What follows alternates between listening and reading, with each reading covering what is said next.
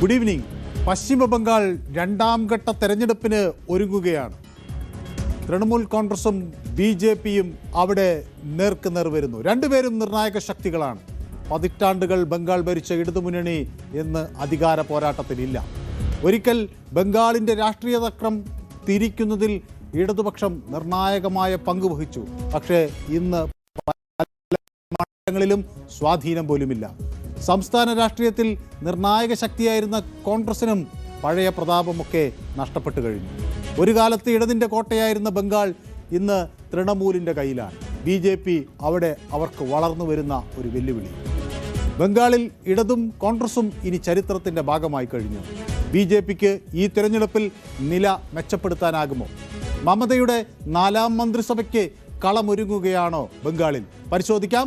Welcome to the election channel.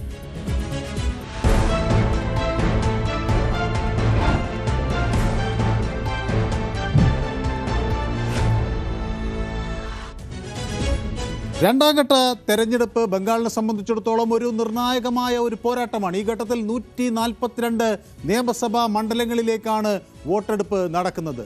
Nadia, north Parganas, അതുപോലെ south 24 Parganas, Kolkata, Howrah, Hooghly, പൂർവ ബർധമാൻ, ഈ 7 ജില്ലകളിലായാണ് രണ്ടാം ഘട്ട വോട്ടെടുപ്പ് നടക്കുന്നത്. ഈ ഘട്ടത്തിൽ ഏകദേശം 3.2 കോടിയോളം വോട്ടർമാരാണ് പോളിംഗ് ബൂത്തിൽ എത്തുന്നത്. അതിൽ 1.6 കോടി പുരുഷന്മാരും 1.57 കോടി സ്ത്രീകളും ഉൾപ്പെടുന്നു. സ്ത്രീ വോട്ടർമാരുടെ സാന്നിധ്യം ഉയർന്നു നിൽക്കുന്നു എന്നതാണ് ബംഗാളിൽ ആദ്യഘട്ട തെരഞ്ഞെടുപ്പിൽ ശ്രദ്ധേയമാക്കിയത്.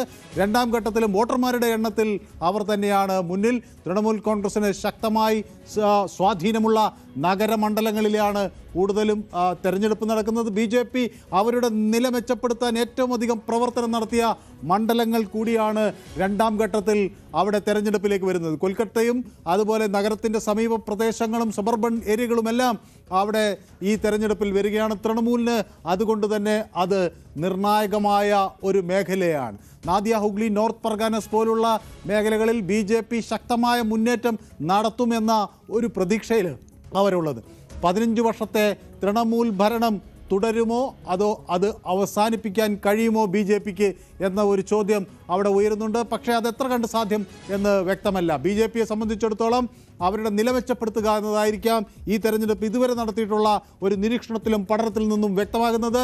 ഇത് 4ാം മമത മന്ത്രിസഭയ്ക്കുള്ള കളം അവിടെ ഒരുങ്ങുന്നു എന്ന് തന്നെയാണ് മനസ്സിലാകുന്നത്. ഏതായാലും ആദ്യഘട്ട പോളിംഗിൽ മാറ്റത്തിൻ്റെ തരംഗം സ്ഥിരീകരിച്ചുവെന്ന് തൃണമൂൽ കോൺഗ്രസിൻ്റെ മഹാജംഗിൾ രാജ് അവസാനിച്ചിരിക്കുന്നുവെന്നുമാണ് നരേന്ദ്രമോദി അവകാശപ്പെടുന്നത്.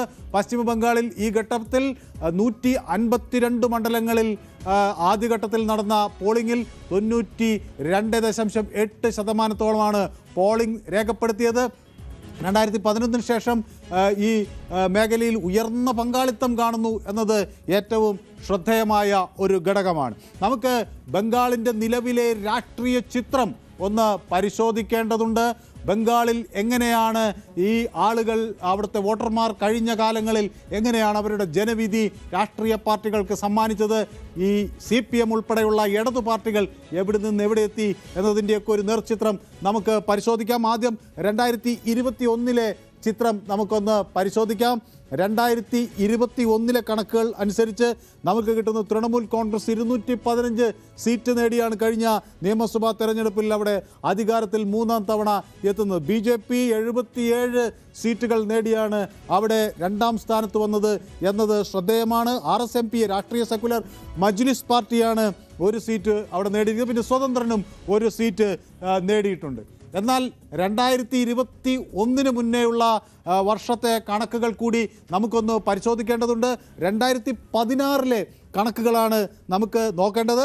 2016 നിന്ന് 2021 TMC നില മെച്ചപ്പെടുത്തുകയാണ്. കാരണം 2016 TMCക്ക് AITCക്ക് അവിടെ തൃണമൂൽ കോൺഗ്രസിന് കിട്ടിയിരിക്കുന്നത് 211 സീറ്റുകളാണ്. 294 അംഗ സഭയിൽ 211 സീറ്റുകളാണ് അവർ നേടിയിരിക്കുന്നത്. പക്ഷേ ഈ 2016 കണക്കിൽ നമുക്ക് കോൺഗ്രസിനെ കാണാം. കോൺഗ്രസ് 44 സീറ്റുകൾ നേടിയിരിക്കുന്നു. CPM 26 സീറ്റുകൾ അവിടെ നേടിയിരിക്കുന്നു. BJPക്ക് 2016 3 സീറ്റ് മാത്രമാണ് അവിടെ ഉള്ളത് എന്നത് ആ ചിത്രം നമുക്ക് വ്യക്തമാക്കുകയാണ്. ഇനി ആ 3 സീറ്റിൽ നിന്നാണ് ഒരു തെരഞ്ഞെടുപ്പ് കഴിയുമ്പോഴേക്കും 77 സീറ്റിലേക്ക് BJP ഉയർന്നത് എന്നത് ശ്രദ്ധേയം.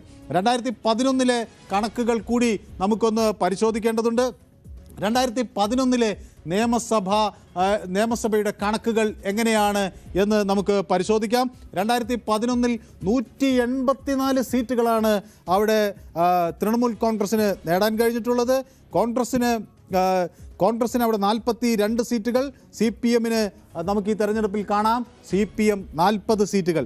ഈ 40 സീറ്റുകൾ നേടിയ CPM ആണ് പിന്നീട് 2021 ആകുമ്പോഴേക്കും 0 എന്ന അവസ്ഥയിലേക്ക് നീങ്ങിയത് എന്നത് ശ്രദ്ധേയമാണ്. RSPയെ പോലുള്ള ഇടത് സംഘടനകൾക്ക് അവിടെ 7 സീറ്റുകൾ ഉണ്ട് 2011. അവിടെ നിന്നാണ് ഈ വലിയ പതനം.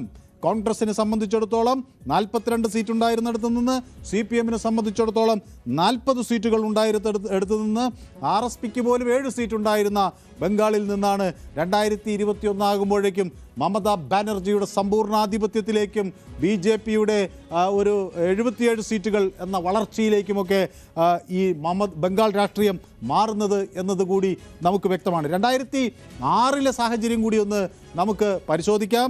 2006 വരുമ്പോൾ അവിടെ ഏറ്റവും അധികം മുന്നിൽ നിൽക്കുന്നത് CPM ആയിരുന്നു. 176 സീറ്റുകളുമായി നിലനിന്നിരുന്ന CPM ആണ് 2006 അവസാനിച്ച് 2011 ആകുമ്പോഴേക്കും 34 വർഷത്തെ ഭരണം അവസാനിപ്പിച്ച് അവർ പ്രതിപക്ഷത്തേക്ക് മടങ്ങുന്നു. പിന്നീട് ആ തിരഞ്ഞെടുപ്പ് രാഷ്ട്രീയത്തിൽ ഒരു ചരിത്രമായി മാറുന്ന അല്ലെങ്കിൽ ഒരു മുൻകാല ഓർമ്മയായി മാറുന്ന തലത്തിലേക്ക് ബംഗാൾ രാഷ്ട്രീയം മാറിയത്. അപ്പോൾ ബംഗാളിൽ എന്തു സംഭവിക്കും എന്നറിയാനുള്ള ജിജ്ഞാസ അത് വളരെ വലുതാണ്. ബംഗാളിലെ വോട്ടർമാർ ഏത് നിമിഷവും മാറി ചിന്തിക്കാം. ഏതായാലും പശ്ചിമ ബംഗാളിൻ്റെ മുഖ്യമന്ത്രി മമതാ ബാനർജി സംസ്ഥാനത്ത് 4ാം തവണയും അധികാരം നിലനിർത്താൻ കഴിയും എന്ന തരത്തിലാണ് മുന്നേറ്റം നടത്തുന്നത്. അത്തരത്തിൽ തന്നെയാണ് പ്രവചനങ്ങളും വരുന്നത്. എന്നാൽ സീറ്റ് വിഹിതം കുറയും എന്ന് ചില പഠനങ്ങൾ വ്യക്തമാകുന്നു. 294 അംഗ നിയമസഭയിൽ TMCക്ക് ഏതായാലും ഒരു 194 മുതൽ 184 വരെ സീറ്റുകൾ കിട്ടും എന്നതാണ് ഒരു പൊതു പ്രവചനം. 148 സീറ്റുകൾ കിട്ടിയാൽ അവർക്ക് ഭരണം നിലനിർത്താൻ കഴിയും. അതേസമയം NDA 108 സീറ്റുകൾ മുതൽ 118 സീറ്റുകൾ വരെ നേടും എന്നതാണ് ഇപ്പോൾ നിലവിലുള്ള ഒരു പ്രവചനം.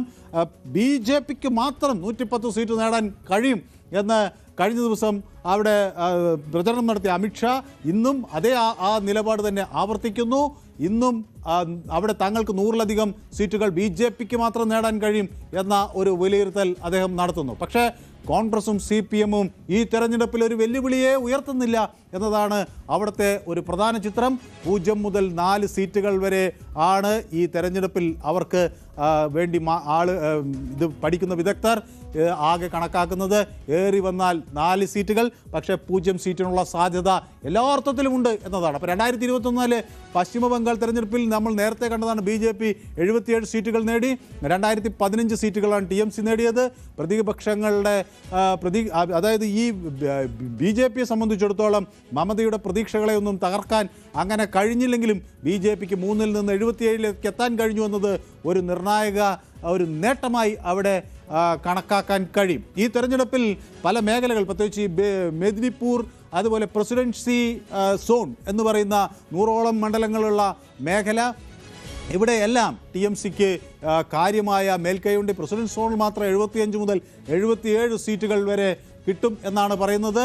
എന്നാൽ മാൾഡ പോലുള്ള പ്രദേശങ്ങളിൽ BJPക്ക് നേരിയ മുൻതൂക്കമുണ്ട് എന്ന് പ്രവചനങ്ങൾ വരുന്നു. 31 മുതൽ 33% വരെ അവിടെ സീറ്റുകൾ BJPക്ക് ലഭിക്കും എന്നതാണ് അവിടെ നിന്ന് ലഭിക്കുന്ന വിവരങ്ങൾ. ഏതായാലും പലതരത്തിലുള്ള പഠനങ്ങൾ നടന്നു. ബംഗാളിൽ ഏറ്റവും ഇഷ്ടപ്പെട്ട മുഖ്യമന്ത്രി എന്ന തരത്തിലുള്ള ചോദ്യങ്ങൾക്കെല്ലാം മമതാ ബാനർജി തന്നെയാണ്. 46.4% ആളുകൾ അവരുടെ പേരാണ് പറയുന്നത്. മമതാ ബാനർജിയാണ് അവിടുത്തെ ഏറ്റവും ജനപ്രിയ നേതാവ് എന്ന കാര്യത്തിൽ തർക്കമില്ല. സുവേന്ദു അധികാരി BJP നേതാവിന് 34.9% പേരാണ് അവിടെ സുവേന്ദു അധികാരി ബംഗാളിൻ്റെ അടുത്ത മുഖ്യമന്ത്രിയാകണം എന്ന് കരുതുന്നത്. അതേസമയം അധീർ രഞ്ജൻ ചൗധരി ഇന്ത്യൻ നാഷണൽ കോൺഗ്രസിൻ്റെ നേതാവിനും മുഹമ്മദ് സലീം എന്ന CPM നേതാവിനുമൊക്കെ വലിയ പ്രസക്തിയില്ല. അധീർ രഞ്ജൻ ചൗധരിക്ക് 3.2% പേരുടെ മാത്രം പിന്തുണയേ ഉള്ളൂ എന്നതാണ്. CPMൻ്റെ മുഹമ്മദ് സലീമിന് 5% പേർ പിന്തുണയ്ക്കുന്നു. അതാണ് ഇതിൽ ആർക്ക് എന്ന് പറയാൻ കഴിയാതെ ഇതിൽ നിന്ന് വിട്ടുനിൽക്കുന്നവർക്ക് പോലും 5% ഉണ്ട്. അപ്പോൾ മുസ്ലിങ്ങൾ TMCയെ ശക്തമായി പിന്തുണയ്ക്കുന്നു എന്നതാണ് അവരുടെ ഒരു നേട്ടം. മുസ്ലിം വിഭാഗങ്ങൾക്കിടയിൽ നടത്തിയ പഠനങ്ങളിൽ 60%-ഓളം പേര് TMCയെ ശക്തമായി പിന്തുണയ്ക്കുന്നു എന്ന വിവരങ്ങളാണ് വരുന്നത്.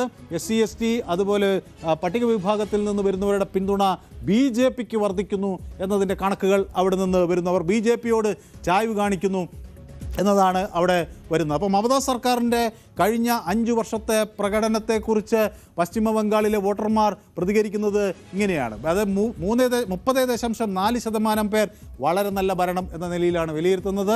10.6% പേർ നല്ലത് എന്ന രീതിയിൽ വിലയിരുത്തുന്നു. അതേസമയം 12.2% പേർ ശരാശരി എന്ന് വിലയിരുത്തുന്നു. അതേസമയം വളരെ മോശം എന്ന് വിലയിരുത്തുന്നത് 25% ആളുകൾ മാത്രമാണ്. അപ്പോൾ പശ്ചിമ ബംഗാളിനെ സംബന്ധിച്ചിടത്തോളം മമതയുടെ 4ാം മന്ത്രിസഭയ്ക്കുള്ള സാധ്യതയാണ് അവിടെ നിന്ന് ഈ ഘട്ടത്തിൽ നമുക്ക് കാണാൻ കഴിയുന്നത് എന്ന കാര്യത്തിൽ തർക്കമില്ല. അപ്പോൾ 1ാം ഘട്ടത്തിൽ നമുക്കറിയാം 16 ജില്ലകളിലായാണ് മത്സരം നടന്നത്. 152 മണ്ഡലങ്ങളിലാണ് പോളിംഗ് നടന്നത്. പശ്ചിമ ബംഗാളിലെ ബാക്കിയുള്ള 142 മണ്ഡലങ്ങളിലെ പോളിംഗാണ് ഇനി മെയ് 29-ന് നടക്കേണ്ടത്. സ്വാഭാവികമായും 4-ാം തീയതി അതിൻ്റെ ഫലം പുറത്തു വരും. പക്ഷേ ആദ്യഘട്ട പോളിംഗ് നടന്നപ്പോൾ 92.8% വോട്ടർമാർ പോളിംഗ് ബൂത്തിലേക്ക് നടന്നു. ഉയർന്ന പോളിംഗ് ശതമാനം അവിടെ വന്നു. അത് സാധാരണഗതിയിൽ ഭരണവിരുദ്ധ വികാരമായാണ് കണക്കാക്കപ്പെടുന്നത്. ഇങ്ങനെ വലിയ തോതിൽ വോട്ടർമാർ പോളിംഗ് ബൂത്തിൽ എത്തുന്നത് ഭരണവിരുദ്ധ വികാരമായി കണക്കാക്കപ്പെടുന്ന ഒരു രീതിയുണ്ട്. പക്ഷേ ഇവിടെ അങ്ങനെ കണക്കാക്കാൻ കഴിയില്ല എന്ന് വാദിക്കുന്നവരുണ്ട്. അപ്പോൾ 2011 TMC ഇടതുമുന്നണിയെ പരാജയപ്പെടുത്തി അധികാരത്തിലെത്തിയപ്പോൾ പശ്ചിമ ബംഗാളിൽ 84.33% പോളിംഗ് ഉണ്ടായിരുന്നു. അപ്പോൾ ഭരണവിരുദ്ധ വികാരത്തിൻ്റെ ഒരു പ്രകടനമായിരുന്നു കഴിഞ്ഞ തവണ ഇതുപോലെ ഉയർന്ന പോളിംഗ് കണ്ടപ്പോൾ ഉണ്ടായത്. പക്ഷേ ഇത്തവണ അത് SIRൻ്റെ ഫലമായിരിക്കാം. ഉയർന്ന പോളിംഗ് നിരക്ക് നിലവിൽ ഉള്ളവർക്ക് അനുകൂലമായ സാഹചര്യങ്ങളും ധാരാളം ഉണ്ട് എന്ന് നമുക്ക് ചൂണ്ടിക്കാണിക്കേണ്ടിയിരിക്കുന്നു. ഒപ്പം ഈ SIR ഒരു പ്രധാന വിഷയമാണ്. തെരഞ്ഞെടുപ്പ് കമ്മീഷൻ ഇത്തവണ ബംഗാളിൽ വലിയ തോതിൽ അവിടെ ഈ ഇലക്ട്രൽ പട്ടികയുടെ ശുദ്ധീകരണം നടത്തി. ഏതാണ്ട് 91 ലക്ഷം പേരുകളാണ് അവിടെ നിന്ന് പോയത്. പ്രത്യേകിച്ച് ഈ മുർഷിദാബാദ്, നോർത്ത് 24 പർഗാനാസ്, മാൾഡ, നാദിയ, സൗത്ത് പർഗാനാസ് എന്നിവിടങ്ങളിൽ നിന്ന് ഏറ്റവും അധികം ആളുകൾ വോട്ടർ പട്ടികയിൽ നിന്ന് പുറത്തായി. സംസ്ഥാനത്തിലേക്ക് കുടിയേറിയ തൊഴിലാളികൾ ഈ തെരഞ്ഞെടുപ്പിന് തിരിച്ചു വന്നു എന്നത് വോട്ടിംഗ് ശതമാനം ഉയരാൻ ഒരു കാരണമായിരിക്കാം. കാരണം പല ആളുകളെയും തിരിച്ചു കൊണ്ടുവരാനുള്ള വോട്ടിങ്ങിന് എത്തിക്കാനുള്ള ഒരു തന്ത്രം മമതാ ബാനർജി അവിടെ എടുത്തിരുന്നു. പശ്ചിമ ബംഗാളിൽ നിന്ന് പുറത്തു പോയി ജോലി ചെയ്യുന്ന വോട്ടർമാരൊക്കെ അവർ പട്ടികയിൽ നിന്ന് ഒഴിവാക്കപ്പെടുമോ, അവരുടെ പൗരത്വം നഷ്ടമാകുമോ എന്നൊക്കെയുള്ള ആശങ്ക കൊണ്ട് പലരും സംസ്ഥാനത്തേക്ക് മടങ്ങി വന്നു, വോട്ടിങ്ങിൽ പങ്കെടുത്തു.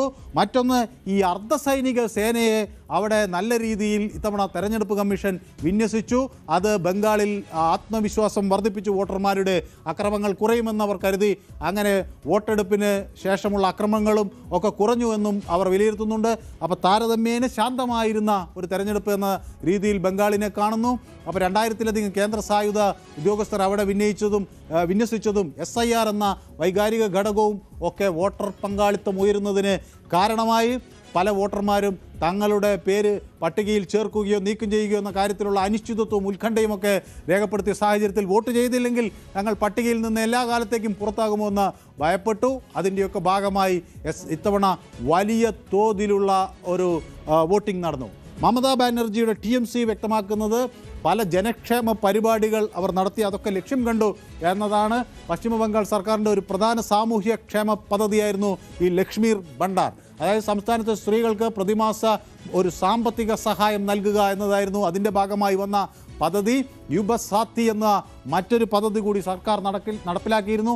2026 ബജറ്റിൽ മുഖ്യമന്ത്രി മമതാ ബാനർജി ആരംഭിച്ച ഒരു പ്രത്യേക പദ്ധതിയാണത്. അത് പശ്ചിമ ബംഗാളിലെ വിദ്യാസമ്പന്നരായ തൊഴിലില്ലാത്ത യുവാക്കൾക്ക് ഒരു പ്രതിമാസ സാമ്പത്തിക സഹായം നൽകുക എന്നതായിരുന്നു അതിൻ്റെ ഒരു ലക്ഷ്യം. അത് അത് ഫലം കണ്ടു എന്ന് അവർ കരുതുന്നു. പക്ഷേ BJP അതിനേക്കാളൊക്കെ ഇരട്ടി സാമ്പത്തിക വാഗ്ദാനങ്ങളാണ് നൽകുന്നത്. തൊഴിൽരഹിതരായ യുവാക്കൾക്ക് പ്രതിമാസം 3000 രൂപ നൽകുമെന്നൊക്കെ പ്രകടന പത്രികയിൽ ഉൾപ്പെടുത്തിയിട്ടുണ്ട്. അതുപോലെ തന്നെ നിലവിലുള്ള ആനുകൂല്യങ്ങളെല്ലാം ഇരട്ടിയാക്കും എന്നാണ് BJPയുടെ വാദം. അത് ഈ തെരഞ്ഞെടുപ്പിൽ തങ്ങൾക്ക് അനുകൂലമാകും എന്നവർ പ്രതീക്ഷിക്കുന്നു. പക്ഷേ പശ്ചിമ ബംഗാളിൽ ഒരു കാലത്ത് അജയ്യ ശക്തിയായിരുന്ന CPMൻ്റെ അവസ്ഥ ഇന്ന് വളരെ പരിതാപകരമാണ്. ഈ തെരഞ്ഞെടുപ്പിൽ ഒരു പ്രകടനവും കാഴ്ചവെക്കാൻ അവർക്ക് കഴിഞ്ഞില്ല എന്നത് ഒരു ദുഃഖകരമായ കാര്യമാണ്. 34 വർഷം തുടർച്ചയായി ഭരണം നടത്തിയ ഇടതുമുന്നണി 2011 മമതാ ബാനർജിയുടെ തൃണമൂൽ കോൺഗ്രസിനോട് പൊരുതി അധികാരം നഷ്ടപ്പെട്ടതോടെ CPMൻ്റെ സ്വാധീനം കുത്തനെ കുറഞ്ഞു. 2011 നിയമസഭാ തെരഞ്ഞെടുപ്പിൽ ഇടതുമുന്നണി ഞാൻ നേരത്തെ കാണിച്ചതുപോലെ സീറ്റുകൾ അവർക്ക് 62 സീറ്റുകൾ മുന്നണി മൊത്തത്തിൽ നേടി. അതോടൊപ്പം CPMന് 40 സീറ്റുകൾ ആണ് നേടിയത്. 2016 കോൺഗ്രസുമായി അവർ സഖ്യമുണ്ടാക്കിയപ്പോൾ ആ സഖ്യത്തിന് മൊത്തത്തിൽ 76 സീറ്റുകളെ നേടാൻ കഴിഞ്ഞുള്ളൂ. അതിൽ കോൺഗ്രസിന് ആണ് കൂടുതൽ സീറ്റുകൾ ഉണ്ടായിരുന്നത്. അപ്പോൾ മൊത്തത്തിൽ ആ സഖ്യത്തിന് 76 സീറ്റുകൾ മാത്രമേ CPMനും കോൺഗ്രസിനും കൂടി നേടാൻ കഴിഞ്ഞുള്ളൂ. അതോടൊപ്പം ഇടതുമുന്നണിയുടെ വിഹിതം 32 കുറഞ്ഞ സാഹചര്യവും ഒക്കെ ഉണ്ട്. 2021 CPMനും കോൺഗ്രസിനും ഒരു സീറ്റ് പോലും നേടാനായില്ല എന്നതാണ് അതിലെ ഏറ്റവും ദുഃഖകരമായ കാര്യം. ഒരിക്കൽ 50% മുകളിലായിരുന്ന ഇടതുമുന്നണിയുടെ വോട്ട് വിഹിതം ഒറ്റ അക്കത്തിലേക്ക് ചുരുങ്ങി എന്നതാണ് ബംഗാൾ നൽകുന്ന പാഠം. ഗ്രാമീണ ബംഗാളിൽ ഇടതുമുന്നണിക്കുണ്ടായിരുന്ന പരമ്പരാഗത സ്വാധീനം, വർഷങ്ങളോളം ഉണ്ടായിരുന്ന സ്വാധീനം എല്ലാം തകർന്നു. അതെല്ലാം തൃണമൂൽ കോൺഗ്രസിലേക്കും BJPയിലേക്കും മാറി. ഇടത് പക്ഷത്തിൻ്റെ സംഘടനാ ശക്തി ക്ഷയിച്ചു. പുതിയ തലമുറയിലെ വോട്ടർമാർക്കിടയിൽ അവരുടെ സ്വാധീനം കുറഞ്ഞു. ഇത്തവണ തെരഞ്ഞെടുപ്പുകളിൽ CPMൻ്റെ പ്രധാന ലക്ഷ്യം അധികാരത്തിലേക്കുള്ള തിരിച്ചുവരവല്ല, മറിച്ച് എവിടെയെങ്കിലും രാഷ്ട്രീയ സ്വാധീനം തിരിച്ചുപിടിക്കാൻ കഴിയുമോ എന്നതാണ്. ഇപ്പോൾ തൊഴിലില്ലായ്മ, ഭരണവിരുദ്ധ വികാരം, വിദ്യാർത്ഥി യുവജന പ്രതിഷേധങ്ങൾ ഇതൊക്കെ ഇടതുമുന്നണിക്ക് ചെറിയ പ്രതീക്ഷ നൽകുന്നുണ്ട്. പ്രധാന പോരാട്ടം പക്ഷേ അവരില്ല. തൃണമൂലും BJPയും തമ്മിലാണ്. മാൾഡ, മുർഷിദാബാദ്, റായ്ഗഞ്ച് തുടങ്ങിയ ഇടങ്ങളിൽ ഇടതുമുന്നണി ചെറിയ തോതിൽ അവരുടെ സ്ഥാനാർത്ഥികൾ പ്രകടനങ്ങൾ എന്തെങ്കിലും കാഴ്ചവെക്കുമോ എന്ന പ്രതീക്ഷയിലാണ്. ഏതായാലും ഇത്തവണ ഏതാനും സീറ്റുകൾ നേടിയാൽ അതുതന്നെ ഒരു വലിയ മുന്നേറ്റമായി കണക്കാക്കും എന്നൊരവസ്ഥയിലാണ് ഇടതുമുന്നണി അവിടെ ഉള്ളത്. അതുകൊണ്ട് CPMനെ സംബന്ധിച്ചിടത്തോളം ഇതൊരു തെരഞ്ഞെടുപ്പ് പോരാട്ടമല്ല, മറിച്ച് രാഷ്ട്രീയ പ്രസക്തി അടയാളപ്പെടുത്താനുള്ള ഒരു നിലനിൽപ്പിൻ്റെ പോരാട്ടമായി മാറുകയാണ്. CPMനെ സംബന്ധിച്ചിടത്തോളം 1977 പശ്ചിമ ബംഗാളിൽ ഇടതു സർക്കാർ അധികാരത്തിൽ വന്നപ്പോൾ അത് കോൺഗ്രസിൻ്റെ ദുർഭരണത്തിന് താങ്കൾ അന്ത്യം കുറിച്ചു എന്ന് പ്രഖ്യാപിച്ചുകൊണ്ടാണെന്ന് ജ്യോതി ബാസു ഒക്കെ രംഗത്ത് വന്നത്. അതിൻ്റെ ആദ്യ വർഷങ്ങളിൽ അവർ 2 സുപ്രധാന പദ്ധതികൾ നടപ്പിലാക്കി. ഒന്നത് ഭൂപരിഷ്കരണവുമായി ബന്ധപ്പെട്ടതാണ്. മറ്റത് ഈ പഞ്ചായത്ത് സംവിധാനങ്ങളെ പുനരുജ്ജീവിപ്പിച്ച് അവിടെ അധികാര ഭരണ വികേന്ദ്രീകരണം ഉണ്ടാക്കി അത് സാധ്യമാക്കി എന്നതാണ്. 1978 ആരംഭിച്ച ഓപ്പറേഷൻ ബർഗയായിരുന്നു ഈ ശ്രമത്തിൻ്റെ കേന്ദ്ര ബിന്ദു. ബർഗദാർമാർ എന്നറിയപ്പെടുന്ന കുടിയാന്മാരുടെ പേരുകൾ അങ്ങനെ രജിസ്റ്റർ ചെയ്യപ്പെട്ടു. കുടിയൊഴിപ്പിക്കലിനെതിരെ നിയമപരമായ സംരക്ഷണം അവർക്ക് ലഭിച്ചു. ബംഗാളിലെ ഗ്രാമപ്രദേശങ്ങളിൽ ജ്യോതിദാർ എന്ന ഈ ജന്മിമാരുടെ ആധിപത്യം തകർക്കപ്പെട്ടു. ജന്മിത്വത്തിനെതിരെ വലിയ ഒരു നീക്കം നടന്നു. ഏതാണ്ട് 1.5 ദശലക്ഷം ബർഗദാർമാരെയാണ് അന്ന് അംഗീകരിച്ചത്. 78-നും 82-നും ഇടയിൽ ഏകദേശം 8 ലക്ഷത്തോളം ഏക്കർ ഭൂമിയാണ് 1.5 ദശലക്ഷം കുടുംബങ്ങൾക്കായി അത് പകുത്തുകൊടുത്തു. അതൊക്കെ അത്തരം ചരിത്രപരമായ ഒക്കെ പ്രവർത്തനങ്ങൾ നടത്തി. പക്ഷേ ആ സമൂഹ വിഭാഗങ്ങളൊക്കെ ഇന്ന് ഘടനാപരിതമായി തന്നെ പരിവർത്തനം ചെയ്യപ്പെട്ടിരിക്കുകയാണ്. 1978 ബർഗദാർ അല്ല 2026 കർഷക തൊഴിലാളി. ഇടതുപക്ഷം നിരന്തരം അഭിസംബോധന ചെയ്യുന്ന പല പ്രശ്നങ്ങളും അവിടുത്തെ ചില പ്രധാന സമൂഹങ്ങൾക്ക് ഗുണകരമായില്ല. അതിൻ്റെ ദൃശ്യമാണ് വന്നത്. സംസ്ഥാനത്തിലെ വോട്ടർമാരിൽ ഒരു 17 മുതൽ 20% വരെ വരുന്നത് പ്രത്യേകിച്ച് ഈ നോർത്ത് പർഗാനാസിലും ഒക്കെ ഏറ്റവും കൂടുതലുള്ള മുതുവ സമൂഹത്തിൽപ്പെട്ട ആളുകളാണ്. അവരെ സംബന്ധിച്ചിടത്തോളം അവരുടെ ഒരു പ്രധാന ആവശ്യം പൗരത്വ ഭേദഗതി നിയമമായിരുന്നു. അവരിൽ പലർക്കും പൗരത്വ പ്രശ്നങ്ങളുണ്ടായിരുന്നു. അവരുടെ പൗരത്വ അവകാശങ്ങൾ സ്ഥിരീകരിക്കുക എന്നതായിരുന്നു അവരുടെ പ്രധാന രാഷ്ട്രീയ ആവശ്യം. പക്ഷേ അത് ഇടതുപക്ഷത്തിൻ്റെ പ്രത്യയശാസ്ത്രത്തിൻ്റെ ചട്ടക്കൂടിന് പുറത്തായിരുന്നു. BJPക്ക് വിജയകരമായി ആ വിഭാഗങ്ങളെ ഒപ്പം നിർത്താൻ കഴിഞ്ഞു. അപ്പോൾ സൈദ്ധാന്തികമായ നിലപാടുകളേക്കാൾ യഥാർത്ഥ ജീവിത സാഹചര്യങ്ങളോ വന്നപ്പോൾ അവർ BJPയിലേക്ക് മാറിയെന്നാണ് കണക്കുകൾ വ്യക്തമാക്കുന്നത്. ഇടതുപക്ഷത്തിൻ്റെ മതേതര സാർവത്രിക നയങ്ങളൊക്കെ പ്രസംഗങ്ങളിൽ മാത്രമേ തിളങ്ങിയുള്ളൂ. മുർഷിദാബാദിലെ മുസ്ലിം കർഷക തൊഴിലാളികളാകട്ടെ, അവരൊക്കെ കുടിയിറക്കപ്പെട്ട ഡൂവർസിലെ ഈ തോട്ടം തൊഴിലാളികളാകട്ടെ, കൊൽക്കത്തയുടെ പ്രാന്തപ്രദേശങ്ങളിലെ അസംഘടിത തൊഴിലാളികളാകട്ടെ, അവരൊക്കെ CPM-നെ ഉപേക്ഷിച്ച് മമതാ ബാനർജിക്കൊപ്പം നിന്നു എന്നതാണ് ഈ തെരഞ്ഞെടുപ്പിലെ മറ്റൊരു സുപ്രധാനമായ ഘടകമായി നമുക്ക് കാണാൻ കഴിയുന്നു. പശ്ചിമ ബംഗാളിൽ കോൺഗ്രസിൻ്റെ രാഷ്ട്രീയവും സമാനമായ രീതിയിൽ പിന്നോട്ടടിക്കപ്പെട്ട ഒരു രാഷ്ട്രീയ ചിത്രമാണ് നമുക്ക് കാണാൻ കഴിയുന്നത്. കോൺഗ്രസിൻ്റെ രാഷ്ട്രീയ യാത്ര കഴിഞ്ഞ 2 പതിറ്റാണ്ടുകളായി നമ്മൾ പരിശോധിക്കുമ്പോൾ അത് വലിയൊരു ഇടിവാണ് അവിടെ പ്രകടമാകുന്നത്. ഒരു കാലത്ത് ഇടതുമുന്നണിക്ക് പ്രധാന എതിരാളിയായിരുന്നു കോൺഗ്രസ് എങ്കിൽ ഇന്ന് സംസ്ഥാന രാഷ്ട്രീയത്തിൽ പരിമിതമായ സ്വാധീനമുള്ള ഒരു പാർട്ടിയായി മാറി. 2001 നിയമസഭാ തെരഞ്ഞെടുപ്പിൽ കോൺഗ്രസിന് 26 സീറ്റുകൾ ഉണ്ടായിരുന്നെങ്കിൽ 2006 അത് 21 സീറ്റായി കുറഞ്ഞു. 2011 തൃണമൂലുമായി കോൺഗ്രസ് സഖ്യമുണ്ടാക്കിയപ്പോൾ കോൺഗ്രസിന് 42 സീറ്റുകൾ കിട്ടി. കോൺഗ്രസിൻ്റെ അവസാനത്തെ ശ്രദ്ധേയമായ പ്രകടനം ഒരുപക്ഷെ അതായിരിക്കാം. 2016 ഇടതുമുന്നണിയുമായി ചേർന്നാണ് സഖ്യമുണ്ടാക്കിയത്. അന്ന് കോൺഗ്രസിന് 44 സീറ്റുകൾ നേടാൻ കഴിഞ്ഞു. ഇത് ആണ് ഒരു ശ്രദ്ധേയമായ നേട്ടം. ഇതിൽ ഭൂരിഭാഗവും മാൾഡ, മുർഷിദാബാദ് പോലുള്ള കോൺഗ്രസിൻ്റെ പരമ്പരാഗത സ്വാധീന മേഖലകളിൽ നിന്നായിരുന്നു. പാർട്ടിക്ക് അവിടെ പിന്നീട് വലിയ വളർച്ചയുണ്ടായിരുന്നില്ല. 2021 സ്ഥിതി നോക്കുമ്പോൾ അത് വല്ലാതെ മോശമായി. ഇടതുമുന്നണിയുമായുള്ള സഖ്യത്തിൽ കോൺഗ്രസിന് ഒരു സീറ്റ് പോലും നേടാനായില്ല.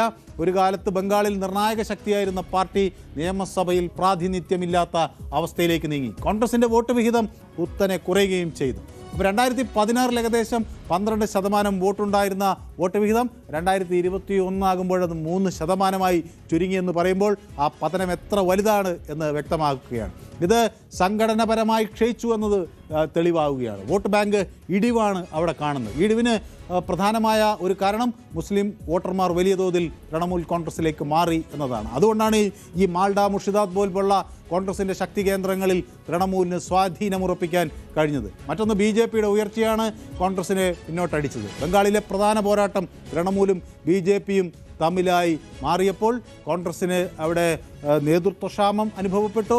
അതുപോലെ സംഘടനാ ദുർബലത പാർട്ടിയെ ബാധിച്ചു. പാർട്ടിക്ക് ഒരു പ്രാദേശിക നേതൃത്വ മുഖമില്ലാതായി. അങ്ങനെ ഈ തെരഞ്ഞെടുപ്പിൽ കോൺഗ്രസിനെ സംബന്ധിച്ചിടത്തോളം എല്ലാം പരിമിതമാണ്. ചില പോക്കറ്റുകളിൽ മാത്രം അവർ ഒതുങ്ങി നിൽക്കുന്നു എന്നതാണ് കോൺഗ്രസിൻ്റെ അവസ്ഥ. അപ്പോൾ ഈ തെരഞ്ഞെടുപ്പിൽ കോൺഗ്രസിന് 2 സീറ്റ് കിട്ടിയാൽ ആയി എന്ന തരത്തിലാണ് പ്രവചനങ്ങൾ വരുന്നത്. അത് ഒരു രാഷ്ട്രീയ തിരിച്ചുവരവിൻ്റെ സൂചനയായി വേണമെങ്കിൽ കണക്കാക്കാൻ 2 സീറ്റ് ലഭിച്ചാൽ എന്നതിലുപരി ആ നേട്ടം വലിയൊരു പാർട്ടി അല്ലാതെ വേറൊരു വെല്ലുവിളിയും പാർട്ടിക്ക് അവിടെ ഉയർത്താൻ കഴിയുന്നില്ല എന്നത് കോൺഗ്രസിൻ്റെയും ഒരു സ്ഥിതിയാണ്. അതിനാൽ പശ്ചിമ ബംഗാളിൽ കോൺഗ്രസിന് ഈ തെരഞ്ഞെടുപ്പ് അധികാര ലക്ഷ്യമേ അല്ല, മറിച്ച് രാഷ്ട്രീയ സാന്നിധ്യം വീണ്ടെടുക്കലാണ്. ഒരു കാലത്ത് തൃണമൂലിനെ അധികാരത്തിലെത്താൻ സഹായിച്ച കോൺഗ്രസ് ഇന്ന് സ്വന്തം നിലനിൽപ്പിനായി പോരാടുന്നു എന്നതാണ് പശ്ചിമ ബംഗാളിലെ ചിത്രം. ഈ തെരഞ്ഞെടുപ്പ് കോൺഗ്രസിന് മുന്നിൽ ഒരു വലിയ ചോദ്യചിഹ്നമാണ് ഈ ഘട്ടത്തിൽ ഉയർത്തുന്നത് എന്നത് ശ്രദ്ധേയമാണ്.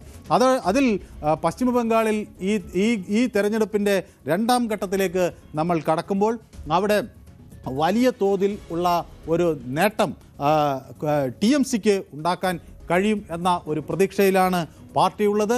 TMCയെ സംബന്ധിച്ചിടത്തോളം 150-ലധികം സീറ്റുകൾ നേടാൻ കഴിയും എന്ന് എല്ലാവിധ സർവേ പോളുകളും അതാണ് വ്യക്തമാക്കുന്നത്.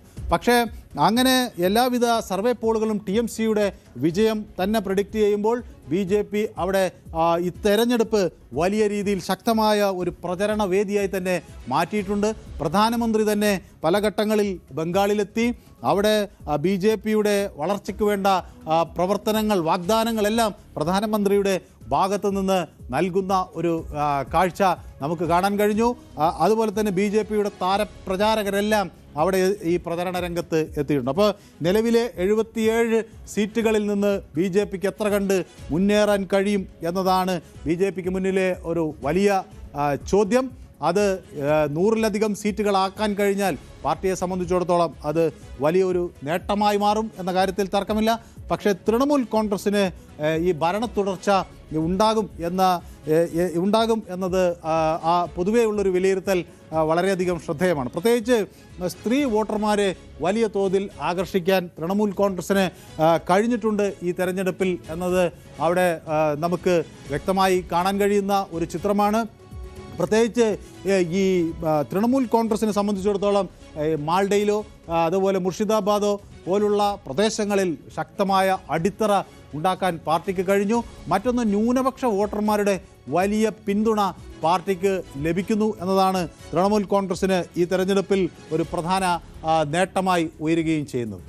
അതോടൊപ്പം തന്നെ ഈ യുവാക്കളെ തിരിച്ചു കൊണ്ടുവരാൻ വിദ്യാസമ്പന്നരായ ആളുകൾക്ക് അവരുടെ സാമ്പത്തിക പ്രശ്നങ്ങൾക്ക് ഒരു സഹായം, ഒരു കൈത്താങ്ങ് നൽകാൻ സർക്കാരിന് കഴിയുന്നു എന്നത് ബംഗാളിൽ നിന്ന് തൊഴിൽ തേടി കുടിയേറിപ്പോയ ആളുകളെ തിരിച്ചു വരാൻ അവരെ സഹായിക്കുന്നു എന്നതാണ് അതിലെ ഒരു പ്രധാന കാര്യം. അപ്പോൾ ഇത്തവണ ഈ വോട്ടിംഗ് ശതമാനം വലിയ തോതിൽ 92.8% വർദ്ധിച്ചെങ്കിൽ രണ്ടാം ഘട്ടത്തിലും സമാനമായ ഒരു വർധനവ് ഉണ്ടാകും എന്ന് തന്നെയാണ് അവിടെ പ്രതീക്ഷിക്കുന്നത്.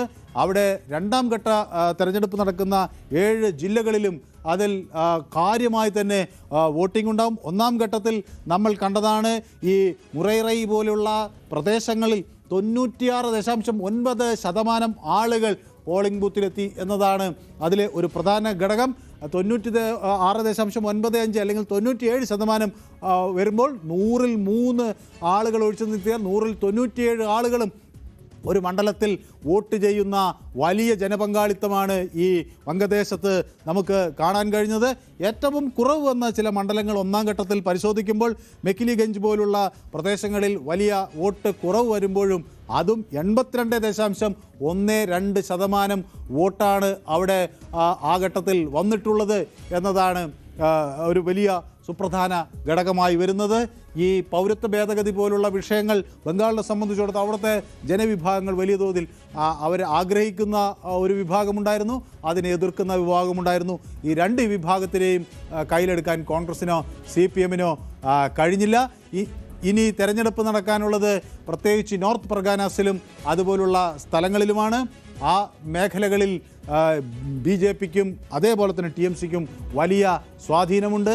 അപ്പോൾ എത്തരത്തിൽ പ്രശ്നരഹിതമായി ഒരു തെരഞ്ഞെടുപ്പ് അവിടെ സാധ്യമാകും എന്നതാണ് എല്ലാവരും ഉറ്റുനോക്കുക. ഏതായാലും ബംഗാൾ വിധിയെഴുതുമ്പോൾ ഒരുപക്ഷെ മമത കൂടുതൽ ശക്തയായി അല്ലെങ്കിൽ കുറഞ്ഞ് സീറ്റുകളോടി കൂടിയെങ്കിലും വീണ്ടും 4ാമത് സർക്കാർ രൂപീകരിക്കും എന്ന വിവരങ്ങൾ തന്നെയാണ് പുറത്തു വരുന്നത്. അതേസമയം CPM-ഉം കോൺഗ്രസും അവരുടെ നിലനിൽപ്പിനായി ഉള്ള അവസാന കച്ചിത്തുരുമ്പ് തേടിയുള്ള തിരച്ചിലുമാണ്. ഏതായാലും ഇന്നത്തെ ഇലക്ഷൻ ചാനൽ ഇവിടെ സമാപിക്കുന്നു. രാജ്യത്ത് മറ്റിടങ്ങളിലൊക്കെയുള്ള തെരഞ്ഞെടുപ്പ് ചിത്രങ്ങളുമൊക്കെയായി വീണ്ടും നമുക്ക് നാളെ കാണാം. നന്ദി, നമസ്കാരം.